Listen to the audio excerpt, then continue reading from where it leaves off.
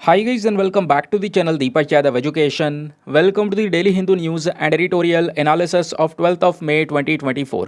तो गाइज आज है तारीख 12 मई 2024 और है संडे।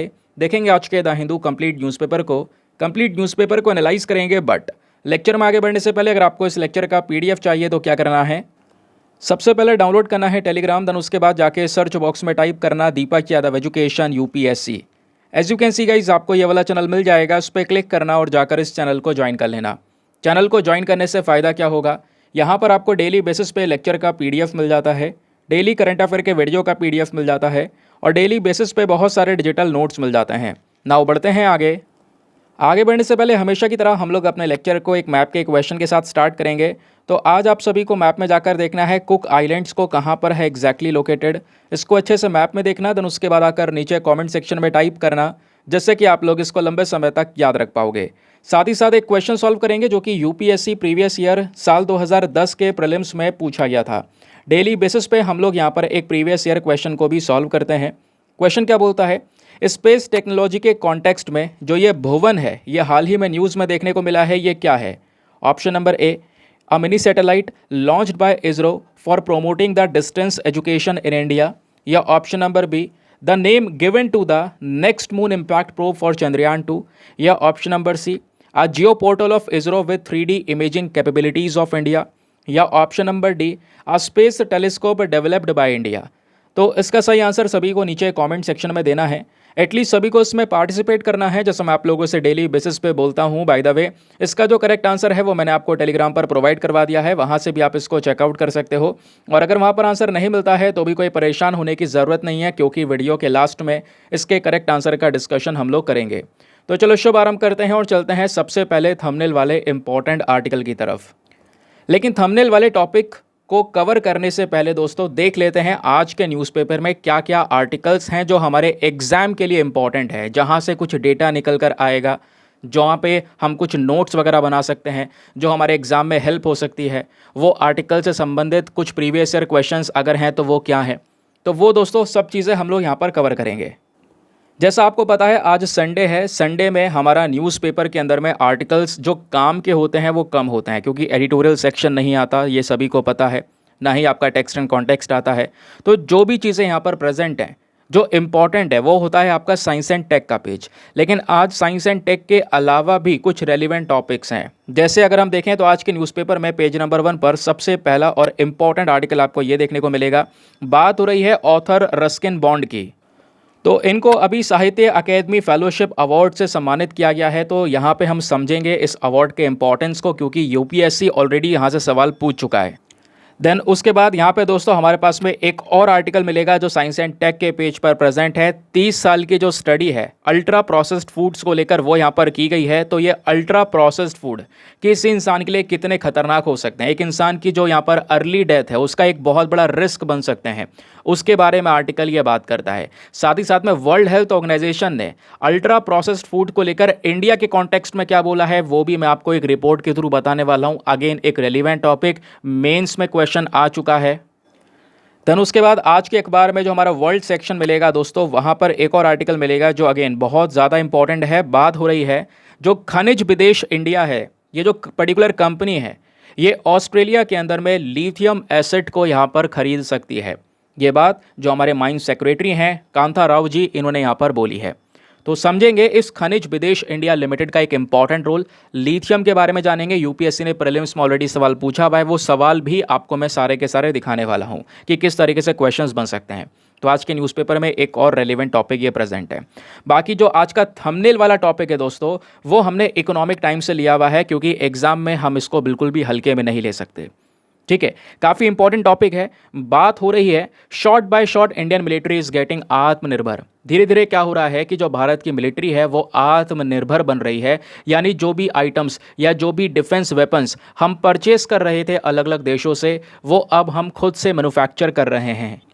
और इसके लिए डिफेंस मिनिस्टर ने बड़े बड़े टारगेट सेट किए हैं। वो टारगेट्स क्या हैं उनके बारे में भी जानेंगे, प्लस कुछ डेटा है बहुत इंपॉर्टेंट है दोस्तों, क्योंकि आपके GS paper number 3 defence and security का एक सेक्शन आता है, वहाँ से आप इसको लिंक करोगे, आपको ये जो डेटा है सीधा आपको एसए में, मेंस में एथिक्स के अंदर में डायरेक्ट आपको ये हेल्प कर सकता है जहाँ भी आपके डिफेंस से संबंधित कोई भी क्वेश्चन आता है, इवन इंटरव्यू के अंदर भी। तो पूरा मैटर क्या है, ये थंबनेल जो हमने अभी देखा जिसमें मेंशन किया गया है इंडिया की एक इम्पॉर्टेंट योजना के बारे में, और वो योजना ये है कि 2026 तक, यानी वही हमारा अगला साल, उसका नेक्स्ट ईयर 2026 तक जो भी डिफेंस आइटम्स हैं इनके इंपोर्ट को ज़ीरो करने की योजना है। यानी जो भी हम आज के समय पर इंपोर्ट कर रहे हैं उसको बिल्कुल ज़ीरो कर देंगे, ज़्यादा से ज़्यादा प्रोडक्शन अपने देश में ही करेंगे, जिससे जो हमारी सेना है वो आत्मनिर्भर हो सकेगी, इंडिया यहाँ पर सेल्फ रिलायंट हो सकेगा in terms of defence security. आइए अब डिटेल से चलते हैं। तो दोस्तों पहले आपको बता दूं जो हमारी वीडियो का इंपॉर्टेंस है वो केवल न्यूज़ आर्टिकल से नहीं है। न्यूज़ आर्टिकल तो मैं आपको बिल्कुल डिटेल से समझा देता हूँ, वो आप खुद भी पढ़ सकते हो, इसमें कोई बड़ी बात नहीं है, मैं पढ़ के ऐसे निकल भी सकता हूँ, लेकिन इसके पीछे का जो बैकग्राउंड डेटा है वो समझना ज़रूरी है, जहाँ से एग्जैक्ट क्वेश्चंस आएंगे। जैसा आपने आर्टिकल देखा, अब इस आर्टिकल की गहराई में जाना होगा कि रियलिटी में क्वेश्चंस कैसे फॉर्म होंगे। तो ये दोस्तों इस आर्टिकल के पीछे का बैकग्राउंड डेटा आपको स्क्रीन पर ये नीचे दिख रहा होगा। आज का जो पीडीएफ है थोड़ा इंटरेस्टिंग है, आप डाउनलोड करोगे टेलीग्राम से, जरी सी जगह में आपको सारा इन्फॉर्मेशन मिल जाएगा। करना क्या है, इस पीडीएफ में ये जो बैकग्राउंड डेटा है ना, ये जो आपको स्क्रीन पर नीचे की साइड में दिखाई पड़ेगा, इन सभी बैकग्राउंड डेटा को डाउनलोड करने के लिए, पढ़ने के लिए करना क्या होगा, आपको एक ऐप डाउनलोड कर लेनी है, एडोब एक्रोबेट, जैसे मैं आपको पहले भी बताता था। उस ऐप में इस पीडीएफ को ओपन करना, आपको सीधा सीधा सारा डेटा यहाँ पर मिल जाएगा। चलिए फिर समझते हैं आखिरकार मैटर है क्या। सरकार का मेन मकसद यहाँ पर यह है कि भारत का जो एनुअल डिफेंस प्रोडक्शन है, साल का जो पूरा डिफेंस प्रोडक्शन है, उसको यहाँ पे हम 3 गुना ज़्यादा से बढ़ाएं। और 2028 से लेकर 29 तक का हमारा टारगेट है कि हम इस डिफेंस प्रोडक्शन को 3 लाख करोड़ तक पहुँचाने चाहते हैं। जैसे आज अगर हम देखें तो 1 लाख करोड़ क्रॉस हो चुका है। इतने रुपया का प्रोडक्शन हम कर रहे हैं इन हथियारों को लेकर। अब क्या है, हमारा मेन टारगेट है कि इसको 3 गुना ज़्यादा बढ़ाना 2028 एंड 2029 तक। तो ये जो टारगेट है डिफेंस एक्सपोर्ट का दोस्तों, ये बढ़ता चले जा रहा है। और ऑब्वियसली देखो सिंपल सी बात है, जब हम प्रोडक्शन करेंगे, प्रोडक्शन को बढ़ाएंगे तो एक्सपोर्ट भी ज़्यादा होगा। तो जैसे अभी जो करंट एक्सपोर्ट है हमारा वो 21,083 करोड़ का हुआ है। तो हमारा मेन टारगेट ये है कि इस एक्सपोर्ट के नंबर को भी इंक्रीज़ किया जाए, और इंक्रीज़ करके यहाँ पे टारगेट होगा कि जल्द से जल्द 50,000 करोड़ रुपए का हम ये अपने डिफेंस आइटम को एक्सपोर्ट करें। फिर बात आती है साल 2024-25 की। तो ये जो गोल है दोस्तों, इस गोल को देखा जाए तो मेन टारगेट हमारा नेक्स्ट ईयर का ये है कि जो डिफेंस प्रोडक्शन है वो लगभग 1,75,000 करोड़ तक का करें, जिसमें जो एक्सपोर्ट होगा वो हमारा 35,000 करोड़ तक का होगा। तो ये सारी चीज़ें कैसे पॉसिबल हो पाएंगी, इसके लिए ऑब्वियसली बहुत काम करना पड़ेगा, लेकिन ऐसा नहीं है कुछ काम नहीं हो रहा है। अभी भी अगर आप आज का करंट सिनेरियो देखोगे तो जो इंडिया का डिफेंस एक्सपोर्ट है वो ऑल टाइम हाई चल रहा है। कुछ दिनों पहले मैंने आर्टिकल कवर भी किया था। जो हमारे डिफेंस मिनिस्टर हैं राजनाथ सिंह जी, आपको पता होगा, इन्होंने यहाँ पर रिसेंटली एक बात बोली थी कि जो इंडिया का डिफेंस एक्सपोर्ट है वो पहली बार 21,000 करोड़ क्रॉस कर चुका है इस साल। और डिफेंस मिनिस्टर के अकॉर्डिंग जो हमारे आर्म्स एक्सपोर्ट हैं, यानी कि जो भी यहाँ पे ये हथियार हैं जिसको हम यहाँ पे एक्सपोर्ट कर रहे हैं, वो हमारी इकोनॉमी में कंट्रीब्यूशन कर रहा है, उससे हम बहुत सारी अर्निंग कर रहे हैं, और एक स्पेक्टेकुलर ग्रोथ यहाँ पर देखने को मिली है। जो ग्रोथ हुई है वो 32.5% की हुई है। कहने का मतलब है कि अगर हम 2022-23 को देखें तो 2022-23 में जो दोस्तों डिफेंस एक्सपोर्ट हुआ था वो 16,000 करोड़ का हुआ था, और अभी 2023-24 के अंदर में इस साल 21,000 करोड़ ऑलरेडी क्रॉस कर चुका है। और ये सारे के सारे जो डेवलपमेंट्स हो रहे हैं, इसके पीछे का मेन टारगेट है कि भारत को आत्मनिर्भर बनाना है, स्पेशली अपने डिफेंस सेक्टर के अंदर। हमारे बड़े बड़े टारगेट्स हैं, 2024-25 तक हमें एक साल के अंदर अंदर 35,000 करोड़ रुपए का जो वेपन्स हैं, गोला बारूद है, वो बेचना है अलग अलग देशों को। अब सवाल यह है कि जो इंडिया का डिफेंस एक्सपोर्ट बढ़ रहा है उसके पीछे कौन कौन से देश हैं जो इन आइटम्स को परचेज कर रहे हैं। तो इंडिया का जो सप्लाई हुआ है दोस्तों वो लगभग 85 से ज़्यादा देशों के अंदर में देखने को मिला, जिसमें Italy, Maldives, Russia, Sri Lanka, UAE, Philippines, Saudi Arabia, Poland, Egypt, Israel, Spain, Chile and other countries भी आपको यहाँ पे नजर आएंगी। इंडिया का जो डिफेंस शिपमेंट है यहाँ पे पिछले कुछ समय पर तेज़ी से बढ़ोतरी देखने को मिली। जैसे 2013-14 के अंदर बात करेंगे तो ये एक्सपोर्ट था 686 करोड़ का, और वही एक्सपोर्ट दोस्तों 2023-24 के अंदर बढ़कर 21,083 करोड़ का पहुंचा।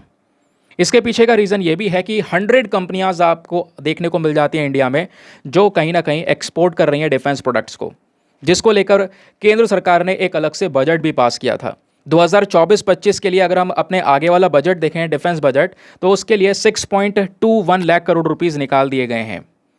और अगर हम इसको पहले से कंपेयर करें, पिछले साल से कंपेयर करें, तो पिछले साल दोस्तों जो डिफेंस बजट था हमारा वो था 5.94 लाख करोड़। तो ये डिफेंस बजट को भी ऑब्वियसली एक्सपैंड किया गया है, समझ गए।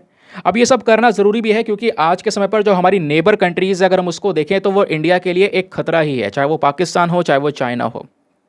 तो इस बेसिस पर भी हमारा मेन मकसद है कि हम ज़्यादा से ज़्यादा जो वेपन्स हैं इसको प्रोड्यूस करें, एक्सपोर्ट करें, एक इम्पॉर्टेंट कंट्री बनकर आए पूरे दुनिया में। और जिसको लेकर इंडिया ने क्या किया, जो अपने डिफेंस इंपोर्ट हैं दोस्तों पिछले कुछ समय पर इनको कट डाउन भी किया है, यानी ये इंपोर्ट्स हमने कम किए हैं। लेकिन अभी भी भले ही हमने इंपोर्ट कितने कम किए हो, क्योंकि पिछले कुछ समय पर अगर आप देखोगे तो इंडिया की जो डिपेंडेंसी है वो सबसे ज़्यादा आपको फ्रांस पर नज़र आएगी, रशिया पर नज़र आएगी, यूएसए पर नज़र आएगी। तो इन कंट्रीज से हम बहुत सारे हथियार परचेज कर रहे हैं ऑलरेडी। तो हमने क्या किया, पिछले कुछ समय पर इन इंपोर्ट्स को कम किया, कट डाउन किया। लेकिन अभी भी इंडिया दुनिया का सबसे बड़ा आर्म्स इंपोर्टर बना हुआ है।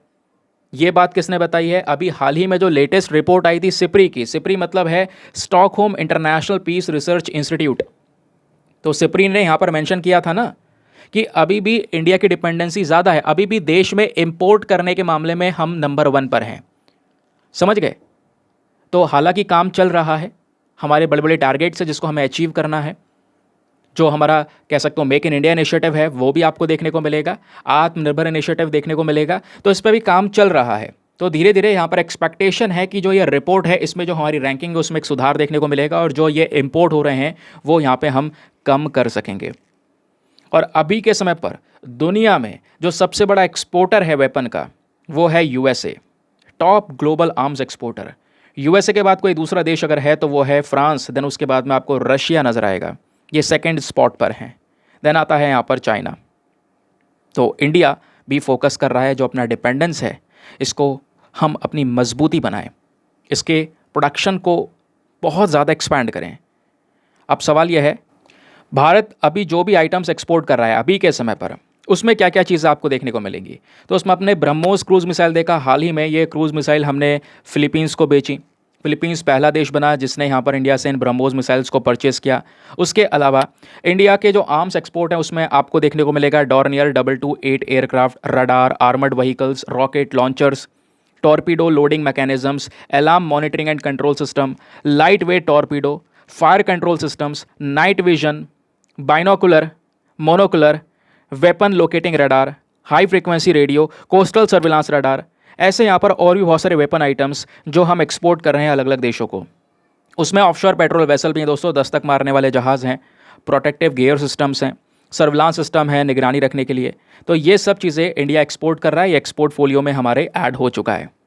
डिफेंस मिनिस्ट्री का जो डेटा है उसके अकॉर्डिंग अगर हम बात करें तो इंडिया अभी 34 देशों को जो बुलेट प्रूफ जैकेट्स है वो सप्लाई कर रहा है, जिसमें ऑस्ट्रेलिया, जापान, इजराइल, ब्राज़ील भी आपको देखने को मिलेंगे। साथ ही साथ में इनमें से 10 देश ऐसे भी हैं जैसे यूएई, इजिप्ट, इंडोनेशिया, थाईलैंड, इन सब ने मिलकर कुछ वेपन्स, कुछ बॉम्ब वगैरह यहाँ पर परचेज़ किए हैं इंडिया से, समझ गए। प्लस यूएस, यूके, फ्रांस ये डिफेंस इलेक्ट्रॉनिक्स यहाँ पर अभी यहाँ परचेज़ कर रहे हैं, डिफेंस इलेक्ट्रॉनिक्स की बात कर रहे हैं, ये चीज़ परचेज़ कर रहे हैं।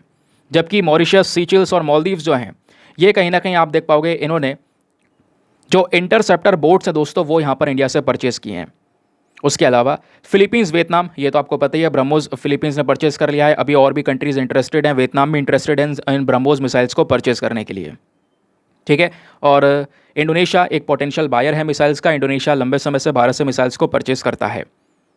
और इंडिया की जो एक कंपनी है हिंदुस्तान एरोनॉटिक्स लिमिटेड, इन्होंने दिसंबर 2023 में ये बोला था कि हम क्या करेंगे, लाइट कॉम्बैट एयरक्राफ्ट तेजस इसको भी यहाँ पर बेचेंगे अलग अलग देशों को, क्योंकि इसको लेकर बातचीत हुई अर्जेंटीना, फिलीपींस और नाइजीरिया के साथ में। इन कंट्रीज़ ने यहाँ पर इंटरेस्ट अपना दिखाया इस पर्टिकुलर फाइटर जेट में। देन बोत्सवाना एंड इजिप्ट, इन दोनों देशों ने भी दोस्तों यहाँ पर एक single engine multi role fighter jet में इंटरेस्ट दिखाया जो भारत बना रहा है। देन ये हिंदुस्तान एरोनॉटिक्स लिमिटेड का भी मेन मकसद यह है कि आने वाले कुछ सालों में जो हमारा एक्सपोर्ट का सेल है वो 2500 करोड़ को यहाँ पर क्रॉस कर सके। ये हमारा यहाँ पे एक कह सकते हो कि मेन मकसद है HAL का, ये भी यहाँ पर मेंशन किया जा रहा है।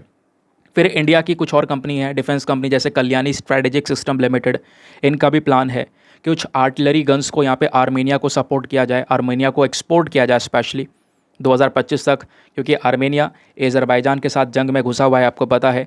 तो वो भी इंडियन वेपन्स पर काफ़ी विश्वास दिखा रहा है और बहुत सारे आइटम्स हम उसको यहाँ पर एक्सपोर्ट करने हैं।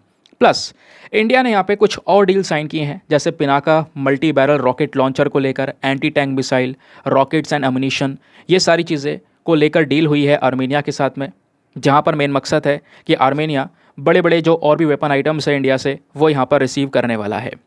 ठीक है, अब दोस्तों यहाँ पर आर्टिकल में इंडिया के बिग डिफेंस टारगेट के बारे में भी कुछ मेंशन किया गया है। जो एक्सपोर्ट हो रहा है इसमें हमारा टारगेट है कि हम जल्द से जल्द जो हमारा एक्सपोर्ट है वो सालाना 50,000 करोड़ से ऊपर का पहुँच जाए और 2028 से 29 तक जो प्रोडक्शन हो रहा है हमारे देश में वो 3 लाख करोड़ से ऊपर का हो जाए। और कहीं ना कहीं यहाँ पर PM मोदी का एक मेन टारगेट है भाई कि इंडिया को एक डेवलप्ड नेशन बनाना है 2047 तक, 2047 तक, तो उसको लेकर काम करना बहुत ज़्यादा ज़रूरी है। लेटेस्ट डेटा के अकॉर्डिंग जैसे मैंने आपको बताया 2023-24 में इंडिया का डिफेंस प्रोडक्शन 1 लाख करोड़ के मार्क को ऑलरेडी क्रॉस कर चुका है। तो ये बात हो गई दोस्तों डिफेंस को लेकर हर एक इंपॉर्टेंट पॉइंट्स के बारे में, जो आपसे मेंस में पूछे जा सकते हैं। मेंस में आप आराम से इन डेटा का यूज़ कर सकते हो, है ना। प्रीलिम्स में कुछ स्पेसिफिक क्वेश्चंस आएंगे तो आप बता सकते हो, इंटरव्यू में कुछ आएगा तो यहाँ पर आप उसके बारे में मेंशन कर सकते हैं। ठीक है, तो इस तरीके से बैकग्राउंड डेटा आपको यहाँ पे प्रोवाइड करवाया जाता है, इसको ध्यान रखिएगा ना। आगे आते हैं, आगे बढ़ने से पहले एक इंपॉर्टेंट इन्फॉर्मेशन, अगर आप लोग हमारे पेड ग्रुप्स को ज्वाइन करना चाहते हो दोस्तों तो आपको एक बढ़िया मौका मिल रहा है इनको ज्वाइन करने का। यहाँ पर आपको डेली बेसिस पे करंट नोट्स के PDF वगैरह प्रोवाइड करवाए जाते हैं। फॉर एग्जांपल जैसा आपने न्यूज़ आर्टिकल देखा, ऐसे हमारे और भी न्यूज़ आर्टिकल हैं, उनके पीछे बहुत सारा बैकग्राउंड डेटा है। वो सभी बैकग्राउंड डेटा दोस्तों आपको एक PDF में कंपाइल करके दिया जाता है बेस्ट फॉर्म में, जिसका प्रिंट आउट वगैरह आप आराम से निकाल सकते हो, पढ़ सकते हो। सारा कंटेंट आपका उस ग्रुप में सिक्योर रहता है, हिंदी इंग्लिश दोनों भाषाओं में आपको वो PDFs प्रोवाइड करवाते हैं। ठीक है, और दोस्तों इस ग्रुप को ज्वाइन करने का जो फी पेमेंट है वो भी बहुत मिनिमम है, just 499 for the life time access, या जब तक आपका सिलेक्शन ना हो जाए तब तक आप 499 में ग्रुप को ज्वाइन करके रख सकते हैं। अब ग्रुप को ज्वाइन करने के लिए क्या करना है, व्हाट्सएप पर जाना, यहाँ पर आपको एक नंबर दिया गया है 8534873368। इस नंबर पर मैसेज कर देना कि हाँ I want to join this group. वहाँ पे आपको रिप्लाई मिलेगा, पेमेंट का प्रोसेस दिया जाएगा, और पेमेंट के प्रोसेस से ज़्यादा इंपॉर्टेंट दोस्तों आपको डेमो वीडियो का लिंक भी दिया जाएगा। आप पूरे डेमो वीडियो को चेक कर सकते हैं कि हाँ मुझे किस तरीके से फ़ायदे होंगे। अपने आप को सेटिस्फाई करने के बाद में जाकर ये इन्वेस्टमेंट आप कर सकते हैं। ठीक है, बाकी दोस्तों मेक श्योर क्या करो, प्लीज़ वीडियो पे जो लाइक का बटन है उसको प्रेस कर दिया करो। आज हमारा टारगेट है 5000 लाइक्स का, जिसको प्लीज़ आप सभी लोग यहाँ पर सपोर्ट कर सकते हैं। ठीक है, फटाफट लाइक के बटन पर प्रेस करो यार। देखो दिक्कतें बहुत सारी आती हैं और अभी भी आ रही हैं अपने चैनल पर, बट रुकना नहीं है, कुछ ना कुछ नए नए उपाय निकाल के काम करते रहना है। चलिए अब बात करते हैं यहाँ पर एक और आर्टिकल की। आज के अखबार में फ्रंट पेज पर आपको ये न्यूज़ आर्टिकल देखने को मिलेगा। ऑथर हैं रस्किन बॉन्ड, इनको अभी साहित्य अकेदमी फेलोशिप अवार्ड से सम्मानित किया गया है। एक हाईएस्ट ऑनर है दोस्तों जो लिटरेरी ऑर्गेनाइजेशन के थ्रू दिया जाता है। अब हुआ क्या, इनकी जो हेल्थ है वो ज़्यादा अच्छी नहीं है, तो इस वजह से जहाँ पे इनका घर है मसूरी के अंदर, वहीं पर इनको ये जो अवार्ड है इससे सम्मानित किया गया है। ठीक है, इनका जन्म हुआ था 19 मई 1934 में हिमाचल प्रदेश के कसौली में। और अभी अगर आप देखोगे राइटिंग की दुनिया में एक इम्पॉर्टेंट लेखक हैं ये। राइटिंग की दुनिया में 50 साल से ज़्यादा इनका कंट्रीब्यूशन आपको देखने को मिल जाएगा। अलग अलग प्रकार के जो लिटरेचर्स हैं उन्होंने इन्होंने कंट्रीब्यूशन दिया है। इनके कुछ इंपॉर्टेंट वर्क्स की बात करेंगे जो उन्होंने लिखा है, तो उसमें यहाँ पे आप देख पाओगे vagrants in the valley, once upon a monsoon time, angry river, उसके अलावा strangers in the night, all roads lead to Ganga, tales of Fosterganj, then leopard on the mountain, too much trouble. ये कुछ इंपॉर्टेंट नोटेबल वर्क्स हैं दोस्तों जो इनके through लिखे गए हैं। और उन्हीं सब चीज़ों को या इनके कंट्रीब्यूशन को देखते हुए जो साहित्य अकेदमी फेलोशिप अवार्ड है इससे यहाँ पर इनको सम्मानित किया गया है। तो चलिए ये तो आपका हो गया केवल न्यूज़ आर्टिकल जो अखबार में खबर छपी है, लेकिन इसी खबर को हमें क्या करना है, अपने एग्ज़ाम के लिए सुपर इंपॉर्टेंट बनाना है। देखना है यूपीएससी ने किस तरीके से यहाँ पे क्वेश्चंस पूछे हुए हैं, और उसके लिए दोस्तों क्या करना होगा, आपको थोड़ा सा साहित्य अकेडमी अवार्ड के बारे में जानना होगा, क्योंकि यहाँ से ऑलरेडी सवाल बन चुका है, तो इसको बिल्कुल भी हल्के में नहीं लेना है। चलिए बात करते हैं इस साहित्य नाटक अकेडमी फेलोशिप के बारे में। ये फेलोशिप क्या है दोस्तों, तो ये फेलोशिप अपने आप में एक हाईएस्ट ऑनर है एक हाईएस्ट सम्मान जो कि दोस्तों संगीत नाटक अकेडमी देती है, यही अकेडमी इस फेलोशिप को यहाँ पर प्रोवाइड करवाती है बिना किसी भेदभाव के। यहाँ पे कोई race, caste, religion, creed, sex को लेकर कोई भेदभाव नहीं है, बिना डिस्क्रिमिनेशन के ये अवार्ड दिया जाता है। जो ये फेलोशिप है इस अकेडमी की दोस्तों, एक मोस्ट प्रेस्टिजियस और बहुत ही ज़्यादा रेयर ऑनर है, ऐसा आसानी से नहीं मिलता है, बहुत मुश्किल से यहाँ पर ये प्रोवाइड करवाया जाता है, जो कि एक बार में 40 लोगों को यहाँ पर दिया जा सकता है। और जो ये ऑनर है अकेडमी फेलोशिप का, इसमें क्या क्या चीज़ें होती हैं, इसमें दोस्तों यहाँ पर कुछ मनी दिया जाता है 3 लाख रुपए, ठीक है। साथ ही साथ में एक ताम्रपत्र और अंगवस्त्रम, ठीक है, अंगोछा वगैरह जो होता है अपने कंधे पर टांगने का, वो दिया जाता है। और साथ ही साथ में एक क्या सकते हो जैसे अवार्ड होता है ना जिस पर नाम वगैरह लिखा होता है, वो चीज़ें यहाँ पर दी जाती हैं। तो ये हो गया फेलोशिप अवार्ड। लेकिन जैसे हमने डिस्कस किया, ये देता कौन है? संगीत नाटक अकेडमी। और यही अकेडमी दोस्तों एक अवार्ड, संगीत नाटक अकेडमी अवार्ड भी देती है। तो ये हमने फेलोशिप के बारे में तो जान लिया, लेकिन साथ ही साथ में आपको अवार्ड्स के बारे में भी पढ़ लेना होगा, क्योंकि क्वेश्चन आपसे बन सकते हैं। तो संगीत नाटक अकेडमी अवार्ड जो है दोस्तों, ये दिए जाते हैं किनको? आर्टिस्ट को जो अलग अलग फील्ड से आ रहे हैं, music, dance, theatre, traditional, folk, tribal music, dance, theatre, puppetry, है ना। ये सब के अंदर इस फील्ड में अगर किसी का बेहतरीन कंट्रीब्यूशन है या आर्टिस्ट हैं इन फील्ड से बिलोंग करने वाले, तो उनको यहाँ पर ये जो अवार्ड्स हैं वो दिए जाते हैं। और जिसको भी यहाँ पर ये वाला पुरस्कार मिलता है, इसमें 1 लाख रुपया दिया जाता है। साथ ही साथ में ताम्रपत्र और अंगवस्त्रम पहले की तरह, ऊपर वाले की तरह सिमिलर है, ठीक है।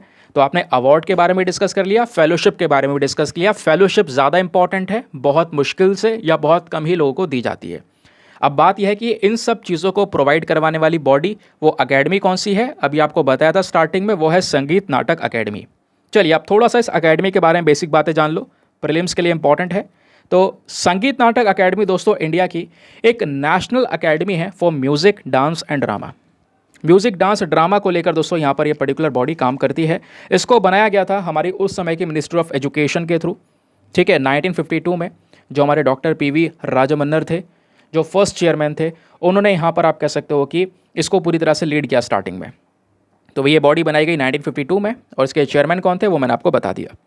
साथ ही साथ में दोस्तों आज के समय पर एक ऑटोनोमस बॉडी है, बहुत सारे डिसीजंस खुद से लेने का काम करती है, कोई यहाँ पर इस पर रोक टोक नहीं है। मिनिस्ट्री ऑफ कल्चर के अंडर में यह बॉडी आती है।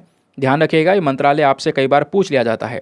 फंड कौन करता है? तो भारत सरकार फुल्ली तरीके से इसको फंड करती है। पूरा जो पैसा इस बॉडी में जाता है, क्योंकि किसी भी बॉडी को रन करने के लिए ढेर सारा पैसे का रिक्वायरमेंट होता है, सभी को पता है। तो वो फंडिंग गवर्नमेंट प्रोवाइड करवाती है, ठीक है, स्कीम्स और प्रोग्राम्स को इम्प्लीमेंट करने के लिए। देन उसके बाद में ये जो अकेडमी है, ये कई सारे और भी इंस्टीट्यूशंस, जो इंपॉर्टेंट संस्थाएं आपको देखने को मिलती हैं इंडिया के अंदर में, है ना, उनको भी मॉनिटर करने का काम करती हैं। जैसे नेशनल स्कूल ऑफ ड्रामा, ठीक है, इसको सेटअप किया गया था 1959 में। तो ये भी यहाँ पर संगीत नाटक अकेडमी अवार्ड इसको कंट्रोल करता है, देखता है। फिर जवाहरलाल नेहरू मणिपुर डांस अकेडमी इम्फाल के अंदर में ओपन की गई थी 1954 में। देन कथक केंद्र, ये न्यू दिल्ली में ओपन किया गया 1964 में, ठीक है। और आपको पता होगा, जब भी हम संगीत नाटक अकेडमी की अवार्ड की बात करते हैं, तो हमेशा साथ ही साथ में ललित कला अकेडमी भी चलता रहता है न्यूज़ में। तो मैं साथ ही साथ में यहाँ पर बता दे रहा हूँ, ताकि आपको इधर उधर भागने की जरूरत ना पड़े, एक ही बार में चीज़ें क्लियर हो जाएं। ये दूसरी दोस्तों अवार्ड है, ध्यान रखिएगा, दूसरी अकेडमी है। पहले वाली अकेडमी अलग थी, लेकिन अक्सर ये भी न्यूज़ में रहती है, दोनों एक सी हैं, तो लिंक करके मैं आपको बता देता हूँ। तो ललित कला अकेडमी जो है दोस्तों, इसका उद्घाटन किया गया था 5 अगस्त 1954 में। उस समय के जो हमारे मिनिस्टर ऑफ एजुकेशन थे, मौलाना अब्दुल कलाम आज़ाद जी, उनके थ्रू ये किया गया। ये जो अकेडमी है, इसको एक स्टैचुरी अथॉरिटी मिलती है, ठीक है, 1957 में, यानी कि इसको एक एक्ट के तहत यहाँ पर डेवलप किया गया। वो जो एक्ट है वो है सोसाइटीज़ रजिस्ट्रेशन एक्ट 1860। इसका जो एस्टेब्लिशमेंट है वो किया गया ताकि देश के अंदर में जो इंडियन आर्टिस्ट्स हैं उनको ज़्यादा से ज़्यादा प्रमोट किया जा सके। इसका हेडक्वार्टर आपको न्यू दिल्ली में देखने को मिलेगा। कहोगे इतना कुछ पढ़ना ज़रूरी है क्या? बिल्कुल ज़रूरी है। आप देखिए यहाँ पर एग्जाम्पल, यूपीएससी ने 2009 में यहाँ पर एक प्रश्न पूछा। ये प्रश्न कैसा है? यहाँ पे आपको 2 स्टेटमेंट्स दिए गए हैं, बताना है इन दोनों में से कौन सा स्टेटमेंट सही है। पहला स्टेटमेंट बोलता है कि जो नेशनल स्कूल ऑफ ड्रामा है, इसको सेटअप किया गया था संगीत नाटक अकेडमी के थ्रू 1959 में। दूसरा, जो हाईएस्ट ऑनर है दोस्तों, साहित्य अकेडमी अवार्ड, मतलब जो साहित्य अकेडमी है, जो हाईएस्ट ऑनर है साहित्य अकेडमी का, वो ये है कि वो एक राइटर को अपना फेलो के तौर पर इलेक्ट करते हैं। तो बताओ दोनों में से कौन सा स्टेटमेंट सही है? अभी मैंने आपको दोनों ही पढ़ाए हैं दोस्तों, यहाँ पे दोनों के दोनों सही हैं, ठीक है। तो इसका सही उत्तर क्या होगा? Option number C, both 1 and 2 is the correct answer, ठीक है। मज़ा आ गया ये पढ़कर? तो आर्टिकल में इस तरीके से बैकग्राउंड डेटा लिंक करना ही होगा। एक और आर्टिकल, ये भी बहुत ज़्यादा इंटरेस्टिंग है और साथ ही साथ में इम्पॉर्टेंट भी है। साइंस एंड टेक के पेज पर ये मैंशनड है। क्या बात हो रही है, ज़रा पहले हम इसको जानते हैं। दोस्तों, आपको अल्ट्रा प्रोसेस्ड फूड्स के बारे में पता होगा। अल्ट्रा प्रोसेस्ड फूड्स क्या है? जिसमें कई सारे इंग्रेडिएंट्स मिला दिए जाते हैं। भाई बिस्किट है, बिस्किट आटे का बन रहा है, ठीक है, लेकिन आटे के साथ साथ उसमें कितनी सारी चीज़ें मिला दी गई, आर्टिफिशियल फ्लेवर्स, एमल्सीफायर्स, टेस्ट एनहेंसर्स वगैरह वगैरह, कई सारे आइटम्स मिला दिए। तो वो कौन सा फूड बन गया? Ultra processed food. और वो अल्ट्रा प्रोसेस्ड फूड हमारी हेल्थ के लिए बहुत ही ज़्यादा हार्मफुल है, जिसको लेकर ये इस आर्टिकल में बोला जा रहा है कि 30 साल की स्टडी जो है वो यहाँ पर ये दर्शाती है कि अल्ट्रा प्रोसेस्ड फूड किस तरीके से कितना ज़्यादा डिजास्ट्रस हो सकता है। तो दोस्तों, ज़्यादातर अल्ट्रा प्रोसेस्ड फूड जो है इनका जो हायर कंजम्पशन है, इनका अगर हम कंजम्पशन देखें तो इनका कंजम्पशन अगर बढ़ता है किसी इंसान के अंदर में, वो ज़्यादा खा रहा है इस प्रकार के फूड्स को, तो उससे उसकी डेथ के चांसेस बढ़ जाते हैं।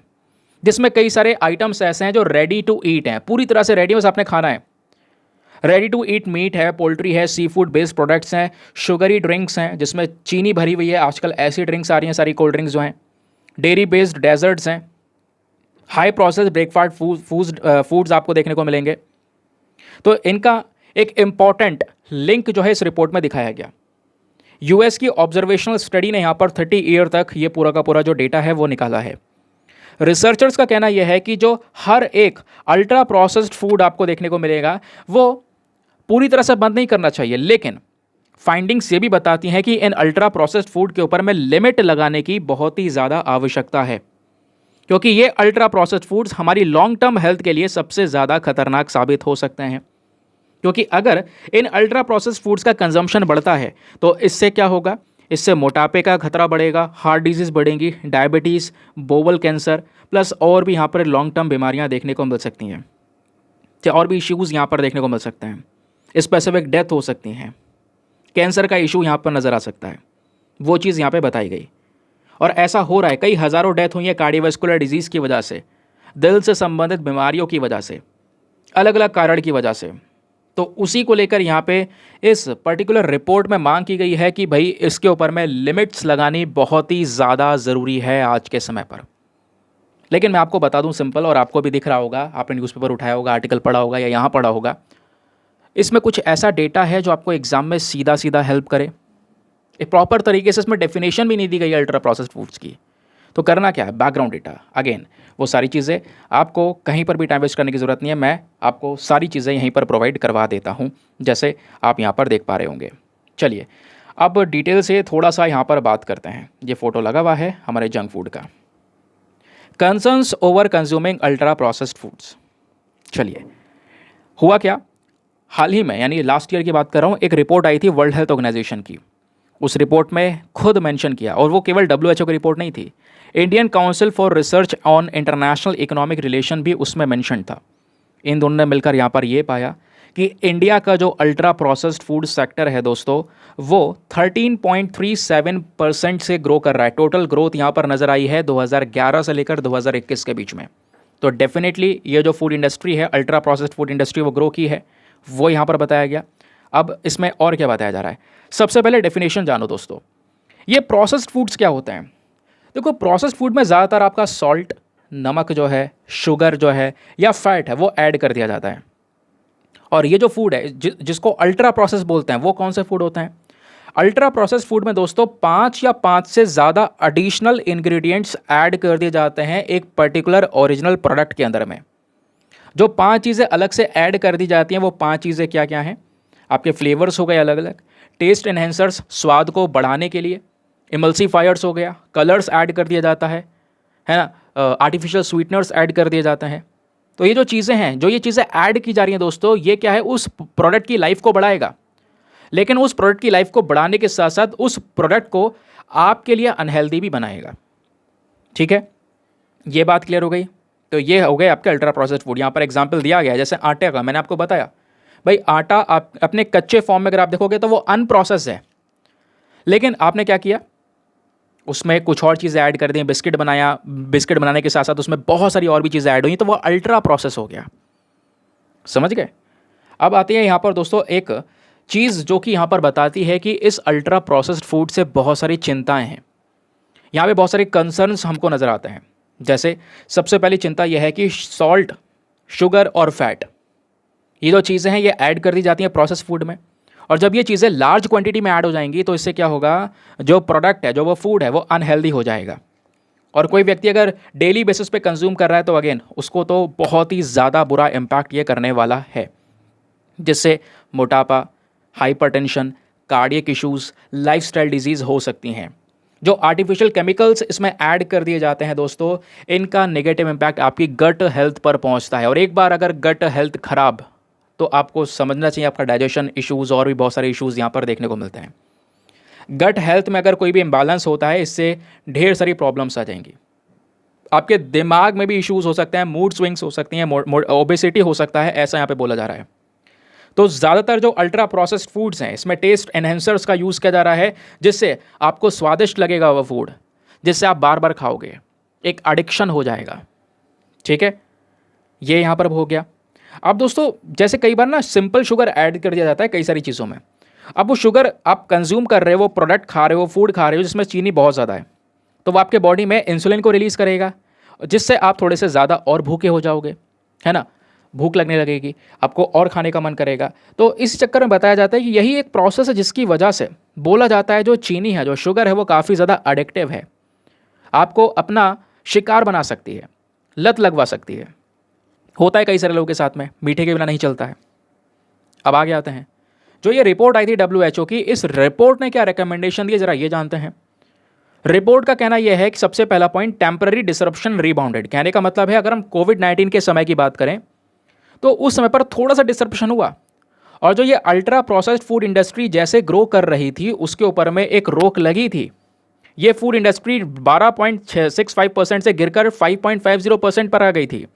लेकिन जैसे यहाँ पर कोविड का समय खत्म होता है, चीज़ें वापस से ग्रो करती हैं, और इस इंडस्ट्री में एक रिमार्केबल ग्रोथ यहाँ पर नजर आई 11.29% की।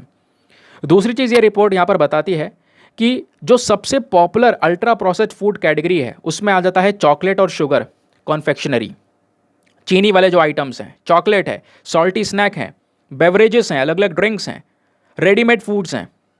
तो ये सबसे पॉपुलर अल्ट्रा प्रोसेस्ड फूड है जिनका कंजम्पशन सबसे ज़्यादा हो रहा है, और ये इंडस्ट्री, इनकी जो सेल है वो भी यहाँ पर इंक्रीज़ हुई है। फिर इस रिपोर्ट ने एक और चीज़ हाईलाइट की, वो है health consciousness and changing consumption patterns. जो हेल्थ कॉन्शियस कंज्यूमर्स है दोस्तों, जो अपने हेल्थ का प्रॉपर ध्यान रख रहे हैं, वो अपने आप को कार्बोनेटेड, शुगर, स्वीटेंड बेवरेजेस से दूर भगा रहे हैं। वही कोल्ड ड्रिंक वगैरह से दूर रहते हैं, भैया बहुत चीनी है, हम नहीं पिएंगे। कई सारे लोग होते हैं जो हेल्थ कॉन्शियस हैं, आजकल सबसे ज़्यादा है, तो वो उन ड्रिंक्स की बजाय वेजिटेबल के जूस या फ्रूट जूस के ऊपर शिफ्ट हो चुके हैं पेंडेमिक के समय पर। लेकिन दोस्तों वो फ्रूट जूस के अंदर में भी जो एक पर्टिकुलर लिमिट होती है ना, उसको वो क्रॉस कर चुके हैं। भाई यहाँ पर क्या हो रहा है कि वो फ्रूट जूस है, वो जो ऑरेंज है, उसमें वो 10-10 ऑरेंज का यहाँ पर जूस बना रहे हैं, तो ऑब्वियस ही बात है तो वो शुगर ही ना, वो भी तो शुगर ही है, वही सिमिलर प्रॉपर्टीज़ हैं बट अलग है, नेचुरल शुगर है वो। तो दोस्तों इससे भी कहीं ना कहीं कुछ प्रॉब्लम्स हो रही हैं। जो अल्टरनेटिव बेवरेजेस लोगों ने बना रखे हैं उनमें भी फ्री शुगर का लेवल इंक्रीज है, बढ़ा हुआ है, जिसको देखते हुए यहाँ पर इस रिपोर्ट ने कुछ रिकमेंडेशंस दी हैं कि हमें क्या करना चाहिए। सबसे पहला, हमें जो एडवर्टाइजमेंट है उसको और ज़्यादा स्ट्रिक्ट करने होंगे, और रेगुलेशंस जो हैं और ज़्यादा बढ़ाने होंगे।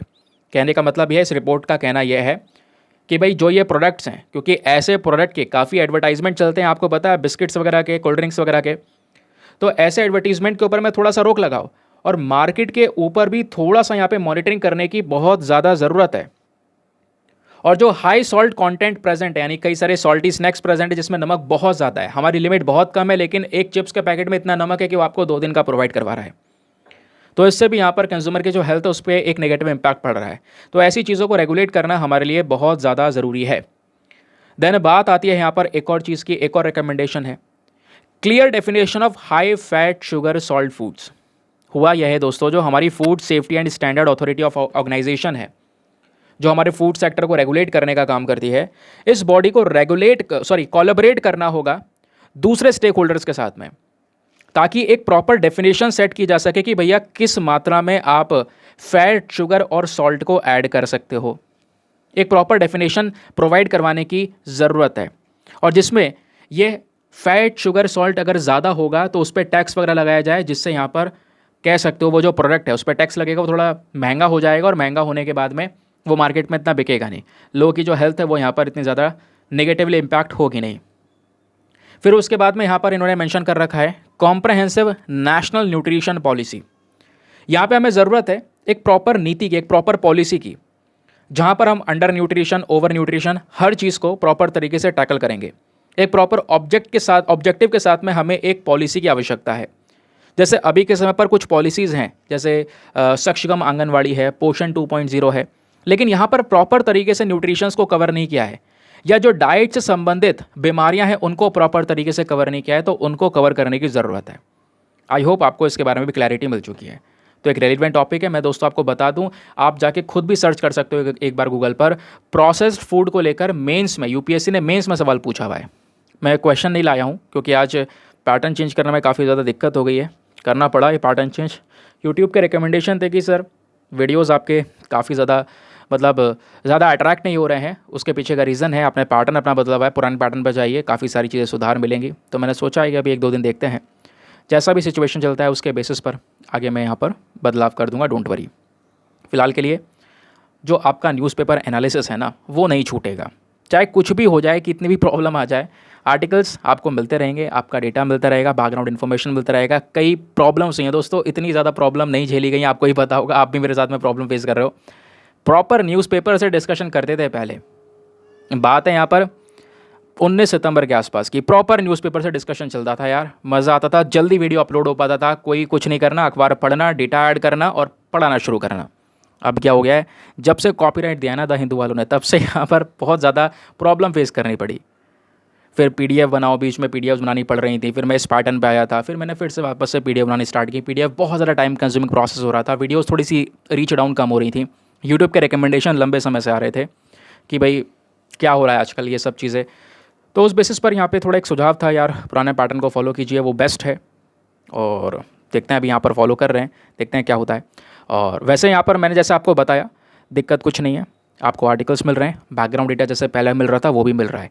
इवन ये वाला जो पैटर्न है ना, इसमें चीज़ें आपके लिए ज़्यादा सिक्योर हो जाती हैं, ज़्यादा कंफर्टेबल हो जाती हैं। इधर उधर 100 पेज की स्लाइड्स पढ़ने की ज़रूरत नहीं है, 2-3 स्लाइड्स हैं, 2-3 पेज हैं, उसमें बैकग्राउंड डेटा यहाँ पर चिपका हुआ है। ये आप देखोगे हर एक आर्टिकल में नीचे बैकग्राउंड इन्फॉर्मेशन है, बराबर में ये छोटा सा लोगो आपको दिख रहा होगा, इस पर क्लिक करोगे डेटा खुल जाएगा। शर्त यह है आपको ये PDF एडोब एक्रोबेट नाम के ऐप में ओपन करना होगा।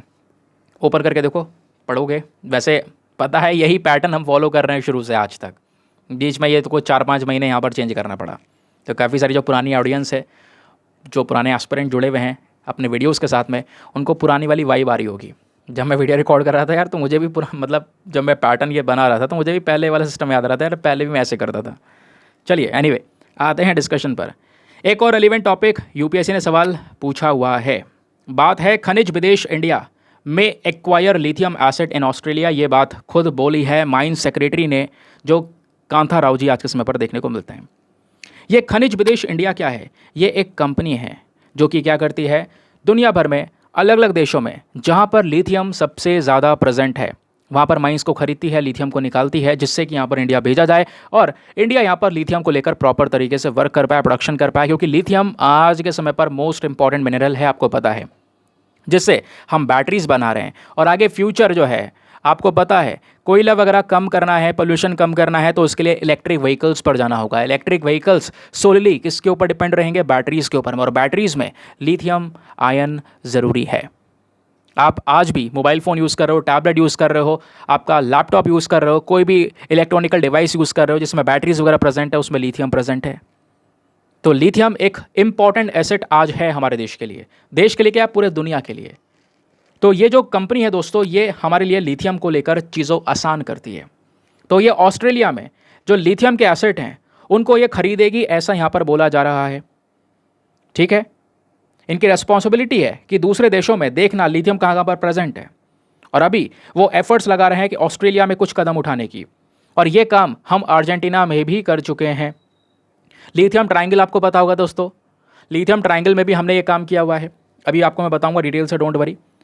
लेकिन ऑस्ट्रेलिया के अंदर में दोस्तों ये थोड़ा सा महंगा पड़ेगा, यहाँ पर थोड़ा ज़्यादा पैसा हमें लगाना पड़ेगा इस एसेट को परचेज करने के लिए, ऐसा यहाँ पर बोला जा रहा है।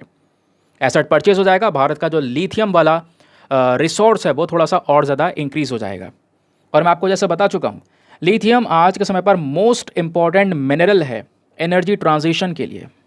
लिथियम आयन बैटरीज आपको देखने को मिलेंगे, इलेक्ट्रिक व्हीकल्स देखने को मिलेंगे, बहुत सारी चीज़ें हैं जिसमें केवल और केवल लिथियम का उपयोग किया जाता है। चलिए, एनीवे आर्टिकल कुछ खास नहीं, लेकिन अब असली बात शुरू होने वाली है यहाँ पर नीचे बैकग्राउंड डेटा में।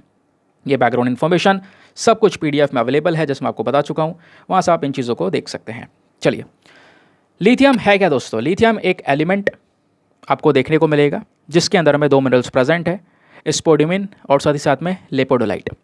अब क्या होता है, ये जो लिथियम है दोस्तों कुछ स्पेशल रॉक्स के अंदर में पाया जाता है, जिसका जैसे यहाँ पे देख पाओगे रेयर कैंड ग्रेन्सेस, तो कुछ स्पेशल रॉक्स के अंदर में लिथियम देखने को मिलेगा। ठीक है, फिर बात आती है एप्लीकेशंस की। तो लिथियम का इस्तेमाल कई सारी इंडस्ट्रीज़ में हो रहा है। जो ग्लास सेरेमिक इंडस्ट्री है वहाँ पर हो रहा है, डेंटल इंडस्ट्री में हो रहा है, एलॉय मेकिंग के अंदर में हो रहा है। लिथियम मेटल से एलॉयज़ बनाए जा रहे हैं। एलॉयज़ यानी कि इससे वाइट मेटल बन रहे हैं, बियरिंग्स बनाई जा रही है मोटर इंजन के लिए, है ना। उसके अलावा एयरक्राफ्ट के अंदर कुछ पार्ट्स में इस्तेमाल हो रहा है। फिर लिथियम से सबसे इंपॉर्टेंट चीज़ रिचार्जेबल बैटरीज बनाई जा रही हैं, मोबाइल फ़ोन्स के लिए, laptop, digital cameras, electric vehicles, lithium का हम यूज़ करते हैं दोस्तों। नॉन रिचार्जेबल बैटरीज़ के अंदर भी यहाँ पर जैसे हार्ट पेसमेकर हो गया, कुछ खिलौने हो गए, है ना, क्लॉक्स हो गई, उनके अंदर भी बैटरीज़ का इस्तेमाल होता है। अलग अलग प्रकार की बैटरीज़ का यहाँ पर यूज़ होता है। जैसे एक आती है लिथियम कोबाल्ट ऑक्साइड बैटरी, काफ़ी सस्ती होती है ये। फिर दूसरी होती है लिथियम निकल मैंगनीज कोबाल्ट बैटरी। ठीक है, ये आपको यहाँ पर देखने को मिल जाएगी, थोड़ी सी एक्सपेंसिव होगी। दैन लिथियम आयरन फॉस्फेट, ये एक प्रॉपर सेफेस्ट टेक्नोलॉजी आपको देखने को मिलेगी जिसका परफॉर्मेंस बहुत बढ़िया है, पॉपुलर है चाइना में। तो ये लिथियम की जो बैटरीज है उसके अलग अलग प्रकार आपको देखने को मिलेंगे। अब लिथियम की डिमांड दुनिया भर में बढ़ रही है। रीज़न क्या है? क्योंकि यहाँ पर क्लीन एनर्जी की तरफ दुनिया भर की कंट्रीज बढ़ रही हैं, पोल्यूशन को कंट्रोल करने की बात कर रही हैं, तो लिथियम की डिमांड ऑब्वियस सी बात है तेज़ी से इंक्रीज़ करेंगी। जीरो एमिशन की हम बात कर रहे हैं, इलेक्ट्रिक व्हीकल्स को प्रमोट करने की बात कर रहे हैं, तो जो लिथियम प्रोडक्शन है दोस्तों उसको भी बढ़ाना होगा। और लिथियम प्रोडक्शन डेफिनेटली ग्रो किया है। 2010 में ये लिथियम प्रोडक्शन दोस्तों 28,100 मेट्रिक टन्स के आसपास का था, जो प्रोडक्शन बढ़कर 2019 में 86,000 टन्स के आसपास का हो चुका है। समझ गए? अब इंडिया और लिथियम इन दोनों का कनेक्शन कितना बड़े लेवल पर है, ज़रा ये भी डिस्कस करते हैं। हाल ही में जो एटॉमिक मिनरल डायरेक्टोरेट हैं, इन्होंने एक एस्टिमेशन दिया है कि जो लिथियम रिजर्व्स हैं, लिथियम का जो भंडार है दोस्तों, वो इंडिया में स्पेशली सदर्न स्टेट्स में, कर्नाटका के मांड्या डिस्ट्रिक्ट में भी स्मॉल अलग अलग पैचेस के अंदर में पाया गया है। और आपको पता है लास्ट ईयर जो है जम्मू के अंदर भी जो लिथियम भंडार है वो हमको देखने को मिले थे। तो पहले तो आपको साउथ इंडिया में ही इंडिया का पहला लिथियम डिपॉजिट साइट देखने को मिलेगा। अभी क्या हो रहा है, हम लोग कई सारी और भी स्ट्रेटजीज अपना रहे हैं। हमारी जो कंपनी है खनिज विदेश इंडिया लिमिटेड, ये काम कर रही है दुनिया भर के देशों के साथ में, specially Argentina, Chile, Australia and Bolivia, ये 4 देशों के साथ में। ये 4 देश वो देश हैं जिनके पास में लिथियम के बड़े बड़े भंडार आपको देखने को मिलेंगे। इसमें से सबसे ज़्यादा टॉप ABC, ध्यान रखिएगा, ABC मतलब अर्जेंटीना, बोलीविया, चिली। और जो ये अर्जेंटीना, बोलीविया, चिली जो दोस्तों ये 3 देश हैं, ये तीनों देश आपस में मिलकर लिथियम ट्रायंगल बनाते हैं। प्लीज़ ध्यान रखिएगा, आपको याद होगा मैंने पढ़ाया हुआ है। लिथियम ट्रायंगल में 3 देश आते हैं और वो तीनों देश साउथ अमेरिकन कंट्री हैं, जिसमें है अर्जेंटीना, बोलीविया एंड चिली। यहाँ पर भी लिथियम के भंडार भरपूर मात्रा में देखने को मिलेंगे। इंडिया इन देशों को भी लिथियम के लिए एक्सप्लोर कर रहा है, कई देशों को एक्सप्लोर कर चुका है, इन्वेस्ट कर चुका है। अभी ऑस्ट्रेलिया के ऊपर हम यहाँ पर फोकस कर रहे हैं क्योंकि ऑस्ट्रेलिया भी इसी लिस्ट में प्रेजेंट है। ये वो नेशंस हैं जहाँ पर लिथियम भंडार भरपूर मात्रा में नजर आएंगे। अब दोस्तों थोड़ा सा लिथियम की प्रॉपर्टीज़ के बारे में पता होना चाहिए, क्योंकि ऑब्वियसली इस UPSC के पेपर में आपका साइंस वाला सेक्शन भी है जहाँ से क्वेश्चंस बन सकते हैं। अब वो क्या है, तो प्रॉपर्टीज़ ऑफ लिथियम में सबसे पहली चीज़ दोस्तों, ये एक प्रकार का केमिकल एलिमेंट है। इसका सिंबल क्या है? Li। सॉफ्ट और सिल्वरी वाइट मेटल आपको देखने को मिल जाता है। ये एक लाइटेस्ट मेटल है, ध्यान रखिएगा, lightest solid element, highly reactive है, फ्लेमेबल है। इसको यहाँ पर स्टोर करके रखा जाता है मिनरल ऑयल में। ये एक प्रकार का अल्कली मेटल है एंड रेयर मेटल भी है। ठीक है, अब रेयर मेटल और अल्कली मेटल कौन कौन से हैं ये मैंने नाम दे दिए हैं, इसको आप पढ़ सकते हैं। अब आप देखिएगा कि UPSC ने 2008 में यहाँ पर क्वेश्चन क्या पूछा। क्वेश्चन ये है, which of the following pairs of metal constitutes the lightest metal and the heaviest metal respectively. यहाँ पर आपको 4 अलग अलग पेयर्स जोड़े बना कर दिए हैं, हर एक जोड़े में 2-2 मेटल्स के नाम हैं। बताना है इनमें से कौन सा एक ऐसा जोड़ा है जिसमें एक सबसे हल्का मेटल है और एक सबसे भारी मेटल है। तो इसका सही उत्तर क्या है? ऑप्शन नंबर बी, यानी लिथियम सबसे लाइटेस्ट मेटल एंड ओस्मियम सबसे हैवीएस्ट मेटल।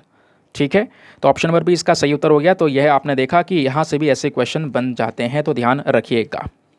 क्लियर हो गया? चलिए, तो ये था दोस्तों डिस्कशन। अब डिस्कशन और इंपॉर्टेंट हो जाएगा, रेलिवेंट हो जाएगा, क्योंकि न्यूज़पेपर में आर्टिकल कम थे तो डिस्कशन छोटा रहा है, लेकिन हर एक आर्टिकल को बहुत डिटेल से डिस्कस किया है और यही डिटेल्स यूपीएससी मांगता है। ठीक है, अब आते हैं प्रीलिम्स वाले क्वेश्चन पर। क्वेश्चन आपका ये था 2010 का कि स्पेस टेक्नोलॉजी के कॉन्टेक्स्ट में जो ये भवन है वो हाल ही में न्यूज़ में देखने को मिला, ये क्या है? तो इसका सही उत्तर है ऑप्शन नंबर सी, एक प्रकार का जियो पोर्टल है इसरो का, जिसमें 3D इमेजिंग कैपेबिलिटीज़ आपको देखने को मिल जाती हैं। ठीक है, चलिए मिलते हैं आपसे अगले वीडियो में। आज के लिए bye bye, have a nice day, thank you and Jai Hind.